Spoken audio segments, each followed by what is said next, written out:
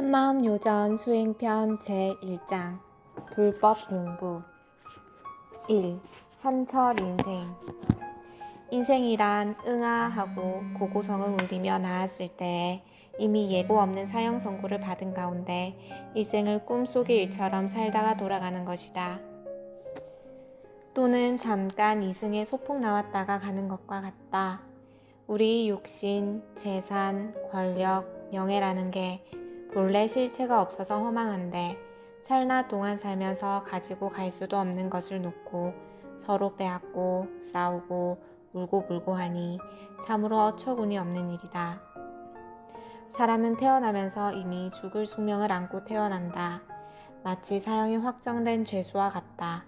그러나 자기 인생을 제 것이라 생각하지 않고 다만 나는 내 인생을 몇십 년 동안 관리할 뿐이라고 확철하게 안다면 마음은 생사의 걸림에서 벗어나 편안해질 것이다.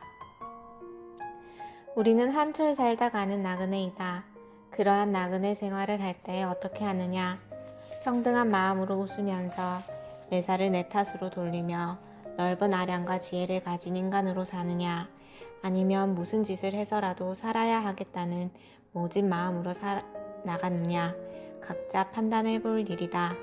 다만 한철 나기 위해 이 세상에 와서 이 도리를 알지 못하고 간다면 언제 다시 와서 실현할 수 있을지 도저히 기약할 길이 아득하다는 것을 잊지 말라.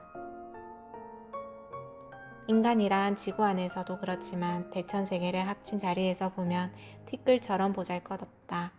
그럼에도 티끌 같은 존재가 티끌 같은 일을 가지고 옳으니 그르니 왈가왈부하며 화목하지 못한다.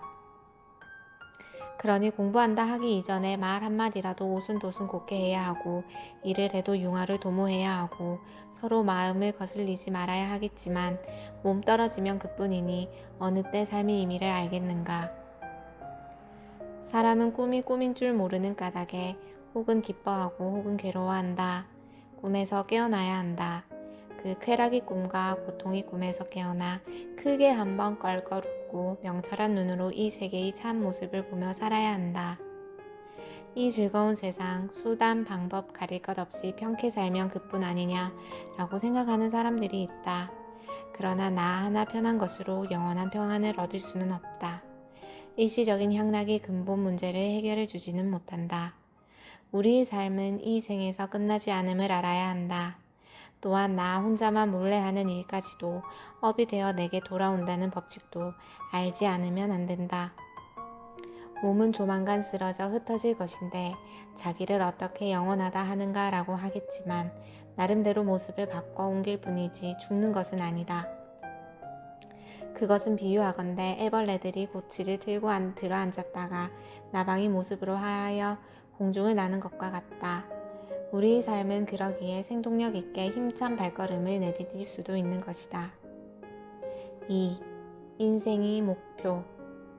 인생의 최대 문제는 지금 우리 인간이 사는 이 세계에서 위 차원으로 올라서느냐 아니면 다시 지금의 차원을 되풀이하느냐 아니면 아래 차원으로 떨어지느냐 하는 문제이다.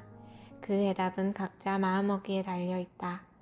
처음 나를 깨달으면 영원히 밝은 세계를 보게 된다. 우리가 꼭 마음 공부를 해야 하는 까닭은 무엇이냐? 유의 세계를 넘어 움직이지 않으면서 움직이고 손 한 번 대지 않으면서 손을 댈 수 있는 이치가 있으니 그 무의 세계를 알아야 찰나의 마음으로써 유무를 상통자제할 수 있기 때문이다. 그러나 대부분의 사람들은 유의 세계만이 전부인 줄 알기 때문에 유무 간에 단단한 벽이 가로놓이게 되었다. 은산철벽이라는 게 그것이다. 이 공부는 이 은산철벽을 뚫는 공부이다. 인생을 꿈 같다고 하고 환희뿐이라고 한다. 또 하늘에 떠다니는 저 뜬구름 같다고도 한다. 그래서 우리가 사는 이 세계를 환상천이라고 부르기도 한다. 마음 공부란 다름 아닌 이 환상천을 뛰어넘는 공부이다. 비유하자면 지구를 가루로 만들어 곱게 비벼서 그 한 티끌 떨어지는 게 우리 한생이라 할 수 있는데 그 한생 던져서 삼천대천 세계를 녹일 수 있다면 이 공부를 안 할 수 없지 않겠는가. 이 한생이 인내가 소요된다 할지라도 생을 쾌척해가며 기필코 이 공부를 해야 할 것이다. 도대체 사람으로 태어나서 억만이 부를 쌓고 까마득하게 높은 자리를 차지하고 수십 수백만의 사람들로부터 어마어마한 존경을 받은 듯 그것이 무엇이겠는가? 기껏해야 100년도 못 사는 인생, 그렇게 집착하며 구하던 것들도 일단 병들어 죽게 될 때에는 아무런 도움이 되지 못한다. 청산유수 같던 언변도 일단 몸을 여의며 아무 소용이 없고 다른 유의법적인 보람도 무의미해진다. 그런 것을 바라고 마음 닦는 것은 정령코 아니다. 고작 수십 년, 수백 년 동안 위대했던 아무개라는 소리가 전해진다 한들 뿌리 없는 일이니 그것이 무엇이겠는가? 자기 참 주인과 해고야말로 그 어떤 것보다 나은 일이다. 어떤 사람들은 사는데 급급해서 공부할 겨를이 없다고 말한다. 그 시간에 물건 하나라도 더 파는 게 중하다는 식이다. 또 어떤 사람들은 이 공부를 한다면서 마치 부업하듯이 하는 경우도 있다. 하지만 그토록 바삐 살면서도 여전히 인생살이가 힘겹다고 한다. 몸으로 뛰는 데는 한계가 있다. 그러다 무심으로 뛰는 데는 한계가 없다.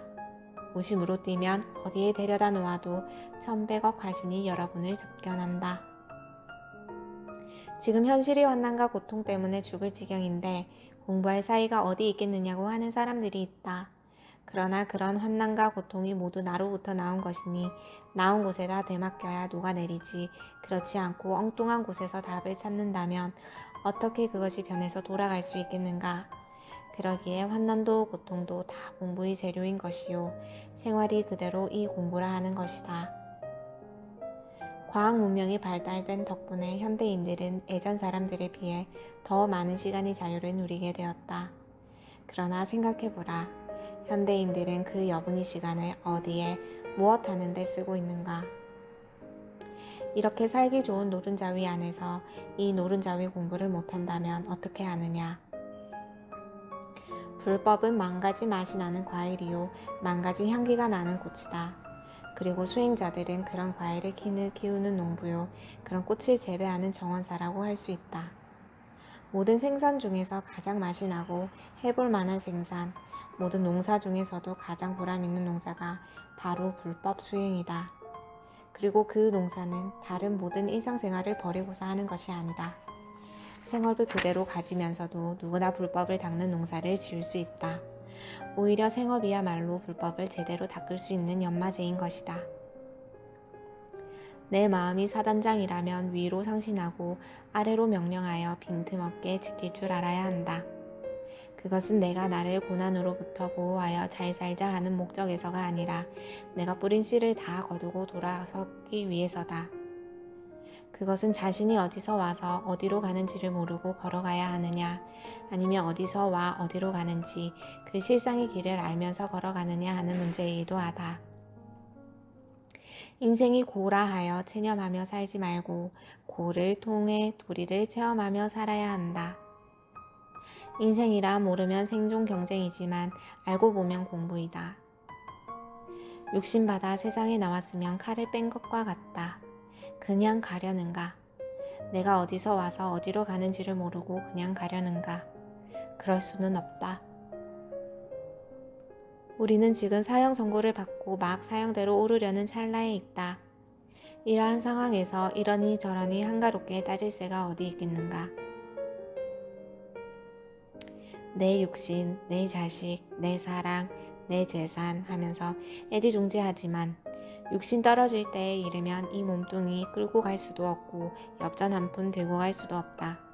그러기에 서로 가고 오미 없이 에너지를 나누며 공생하고 공용할 수 있는 마음도리부터 알아야 한다. 그래야 위아래가 다 한자리가 되는 것이다. 또 갈 때에 동전 한 푼 들고 갈 수도 없고 자식이 귀중하다, 부부지간이 애틋하다 해도 같이 갈 수 없다. 자신을 알아야만 자식도 가족도 조상도 오고 감이 없이 에너지를 서로 나누며 공생 공용할 수 있는 것이다. 육신 떨어지고 나서는 더함도 덜함도 없으니 부처가 될 수 없다. 오늘 이 영원한 오늘 중에 부처가 되어라. 인간이 육신을 허무하다 하여 그 모습을 망가뜨리면서까지 불법을 알고자 하는 것은 잘못된 생각이다. 과거의 모든 업보, 유전성, 연계성을 젊어지고 앞날에 다시 안 올 것을 생각하면서 무겁게 걸어가는 사람이라면 오로지 내 마음에 달렸다는 것을 알아 오늘 그 짐진 것을 몰락 내려놓을 것이다. 서산에 해가 저무니 소꿉 장난하던 아이들은 다 어디로 갔는가? 3. 가장 큰 이익. 부처 중생이 둘 아니게 항상 함께하고 있는데 그걸 모르기 때문에 우리는 중생으로만 산다. 인간으로 태어나서 이 공부를 하지 않고 그냥 간다면 끝간데 없이 윤회에 끄달리며 고통에서 벗어나지도 못하게 된다. 보화가 그득한 창고의 열쇠를 제 손에 쥐어주는 자기 아버지를 보고도 내 아버지가 아니다 라고 하는 사람이 많으니 부모 없는 고아라. 깡통 들고 얻어먹으러 다니는 길밖에 없다. 얼핏 생각하기에 참 보배라면 산 넘고 물 건너 온갖 고난을 겪은 뒤 어디 머나면 낯선 곳에서 찾는 줄 알겠지만 그렇지 않다. 바로 내 안에 그 보배가 있기에 무식한 사람이든 거지이든 누구라도 참 보배를 찾아낼 수 있는 것이다. 참 보배가 머나먼 은밀한 곳에 숨겨져 있다면 어찌 불법을 평등하고 광대무변하다 하겠는가. 그러므로 참 보배를 찾기 위해 문을 활짝 열어라. 문을 열려면 열쇠를 얻어야 한다. 중생이 좇는 이익은 점점 좁아져 들어가는 깔때기 속과 같다. 그리하여 마침내 몸을 망치고 마음을 번뇌로 몰아넣는다. 그런가 하면 남에게도 피해를 준다. 그러나 불법이 주는 이익은 그 반대이다. 갈수록 넓어지는 길이며 내 몸과 내 마음을 평정과 한이 대강명으로 이끄는 길이요.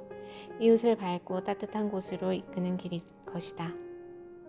이왕 이익을 추구할 바에는 모든 이익을 다 말아버릴 단 하나의 이익, 모든 욕구를 다 태워버릴 단 하나의 욕구, 그러한 참된 이익, 참된 욕구를 추구하라. 깨달음을 향한 열렬한 추구 앞에서는 수없는 모습으로 어른거리던 작은 이익들, 욕구들이 점차로 빛을 잃어 사라져가고 말 것이다. 이 공부를 하게 되면 위로는 육신을 주시는 은혜를 갖게 되고 아래로는 인과를 만난 악업, 선업들을 다 제도하여 보살로 화하게 하고 자식들에게도 뿌리를 돋우어 줄기와 잎이 싱싱하게 대대손손 번창케 할 수 있다. 한마음 주인공의 모든 것을 놓아나가는 이 공부는 알고 보면 어마어마한 공부이다.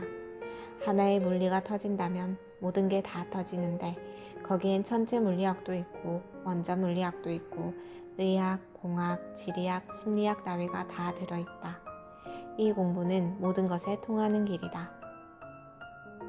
우주 전체라는 자가 발전소에 나 사이엔 선줄이 이어져 있다. 본래 이어져 있는데 그것을 모르고 있으니까 마비가 된 것이다. 그것을 알게 되려면 마비되었던 선줄이 터지게 된다. 이 공부를 하는 것은 그 선줄을 소통시키기 위함이다. 먼저 참 나라는 보리를 구하라. 먼저 거짓 나라는 중생을 교화하라. 4. 마음속이 보화. 자기 마음속에 엄청난 보배가 있다. 흙 속에 진주가 묻혀 있듯이 그렇게 엄연히 있다. 그러니 예금 통장에 수십억이 돈을 넣어둔 것과 같다. 뭐가 가난한가? 왜 없다 하는가? 내 마음에 엄청난 보배가 있음을 믿고 그것을 발견하려는 것이 이 한마음 공부이다. 이 공부만이 세상에서 가장 큰 공부이다. 허공처럼 탁 트인 마음으로 싱그럽게 살면서 항상 자비심이 콸콸 넘치니 이보다 더한 공부는 없다. 누구나 열쇠를 가지고 있고 온 우주의 칠보가 가득 쌓여 있는 곳간을 갖고 있다. 왜 못 여느냐? 활짝 열어라. 마음이 문을 열어라.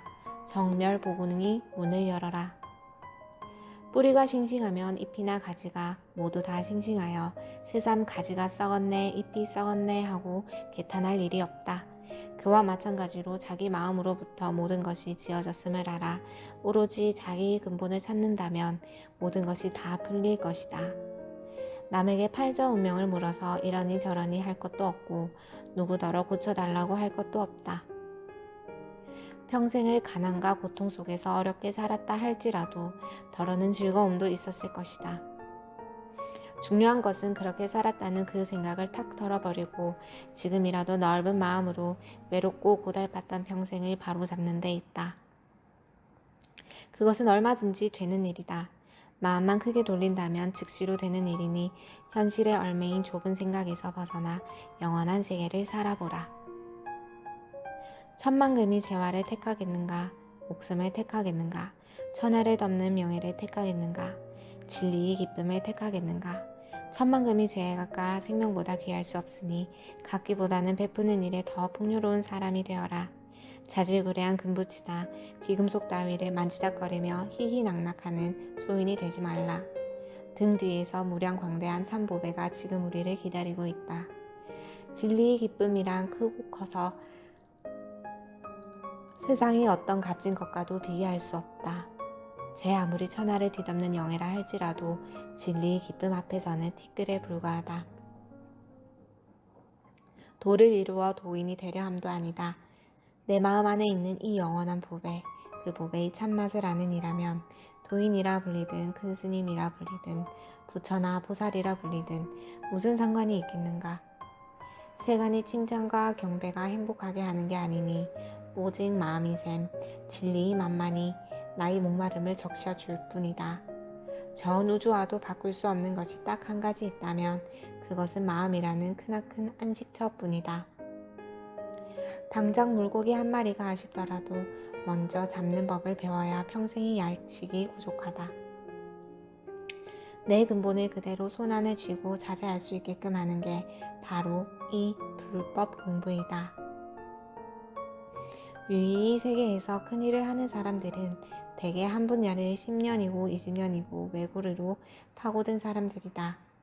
그러니 그 오랜 세월의 각고가 얼마나 벅찬 일이겠는가. 그렇지만 무의 공부는 따로 시간을 쪼개지 않아도 생활하는 가운데 해나갈 수 있으니 한편 생각하기 얼마나 쉬운 일인가. 그러면서도 그 공덕은 유의세계의 10년, 20년의 노력보다 훨씬 깊고 크고 복된 것이다. 참으로 다행스럽게도 불법 공부에는 일정하게 정해진 문도 없고 자격이 요구되지도 않는다. 빈부귀천, 남녀노소를 가리지 않고 학식이 많고 적음도 관계가 없다. 이 공부하는 데는 승려가 따로 없고 소인이 따로 없다. 여자가 따로 없고 남자가 따로 없고 부처가 따로 없고 중생이 따로 없다. 5. 성불할 수 있다. 나무를 쪼갠다고 해도 그 속에서 꽃을 찾을 수는 없다. 그러나 꽃을 피울 수 있는 잠재된 힘이 그 속에 있다. 그러하듯이 깨달음을 얻어 성불할 수 있는 능력이 누구에게나 있다. 일체만법이 진리이자 빛이요 영원한 나의 성품에서 나오고 그곳으로 드니 그 성품이 곧 부처님이 성품이라. 내 마음이 부처의 마음이다. 고로 꽃씨가 꽃으로 피어나지 않을 수 없듯이 내 성품도 그러하다. 갓 태어난 어린아이라 해서 아무것도 모르는 게 아니다. 속에 있는 주인공은 늙으나 젊으나 마찬가지로 알고 있다. 주인공은 억만 년 전이나 지금이나 똑같다. 우리는 수십억 년간 진화하여 여기까지 온 것이므로 모두가 다 부처될 수 있는 승인을 받고 있는 것과 마찬가지다. 어느 벌레 하나라도 나올 자격이 있으니까 나온 것이다. 자격 없이 나온 것은 없다. 심지어는 미물까지도 초목금수나 무정물까지도 마침내는 부처를 이룰 것이라고 부처님은 말씀하셨다. 하물며 인간이야 어떠하겠는가. 우리는 누구나 다 부처님이 자식이다. 그러니 근본적인 면에서 본다면 성불하지 않을 도리가 없다. 물이 흐르고 흘러 결국 바다에 도달하듯 누구라도 결국은 성불하고 말 것이다. 물이 흐르다가 갖가지 용도로 쓰여서 흐르지 못하고 다시 거슬러 가는 경우도 있지만 끝내는 바다에 이르듯이 인간의 마음도 탐심, 진심, 치심, 망심 따위로 가던 길을 멈추고 온갖 우여곡절을 겪겠지만 마음인 이상 결국은 성불의 바다에 이르고 말 것이다. 그러기에 모든 마음 씀씀이가 헛된 것이 아니라 구도의 과정인 셈이니 놀랍게도 삼독심까지 수행이라고 말하는 가르침은 불교밖에 없다. 바다에 합류하는 물은 더럽든 깨끗하든 다만 물이라는 그 점 하나로 합류하는데 아무런 걸림이 없듯이 우리가 불법이라는 큰 바다에 들기 위해서는 다만 한 가지 마음이 있으면 그것으로 족하다. 그런데 세상에 마음 없는 사람이 없으므로 이 세상 모든 사람들은 이미 불법의 바다에 들 자격이 있는 것이니 크나큰 행복은 따놓은 당상이나 다름없다. 성불은 수행을 통해 달성되는 것이다. 그리고 그런 수행은 인간이 몸을 받았을 때 비로소 가능하다.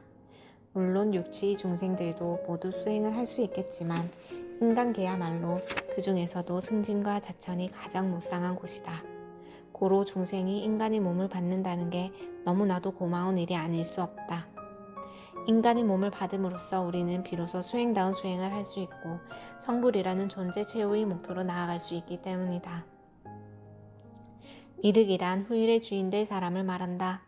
전체를 놓고 볼 때는 돌아가는 법리 자체가 부처이고 보살이라 내 안에 부처 보살이 다 있는 줄을 어느 때인가 알게 되겠지만 당장은 모르므로 후일에 부처될 사람을 미륵보살이라 이름할 것이다.